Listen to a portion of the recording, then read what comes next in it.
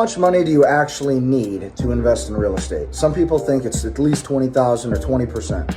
Not always. Let's talk about it. So some good news in case you didn't know this. Because of the FHA, it allows you to put 3 to 5% down. Now, you can't always do this. It depends on your financial situation. And when you do get an FHA loan, you'll also have to pay PMI. But with FHA or conventional loans, then you might only need 3 to 5% down. Again, it depends on your financial situation, what you're able to get approved for. But at the end of the day, an FHA loan can help you get into a property a lot faster. Think about it. If a property is $500,000 and you only need to put 3 to 5% down, let's do the math. If you actually believed that you needed to put 20% down on a home, that'd be $100 grand.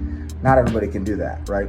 Now, I always like to say the more equity you can put into a house, the better. So if I ever state in an episode, you should have 50 to 100,000, that's because I am an investor. I like to have equity in my properties. Equity allows me to 1031. So you're also gonna wanna take into consideration your closing costs. So when you're closing on the home, you're gonna probably have to pay your title insurance, your commission fees to the realtor, property management fees, HOA fees, and insurance fees, and lender fees as well.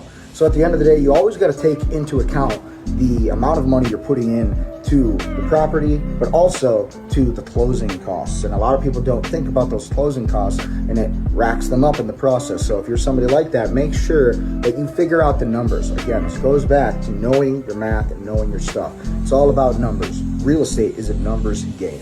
So know your numbers. Also, don't forget about moving and furniture. At the end of the day, it's going to cost you money as a seller, especially to move out of that property and to move into your new one. You need to pay for the U-Haul. You need to pay for all of those things. So make sure that you got your furniture removal, all that stuff. Make sure it's in the contract, whether it is as is, where the buyer will come in and they get to just have everything that's left in the home, or whether you're going to take all of your personal possessions, which is your personal property. Avoid these mistakes and you'll be okay in real estate. You'll make the right decisions. Work with me if you want to make sure that happens. You can email me at brendanecker@kw.com. And at the end of the day, guys, we're helping build your American dream. So contact me. Let's talk about your real estate issues. Let's talk about your certain situation. Everybody's different, okay? So I'm here to help you out. Let's chat. Let's figure out what's going on. Let's figure out what your future is and what you want to do with real estate.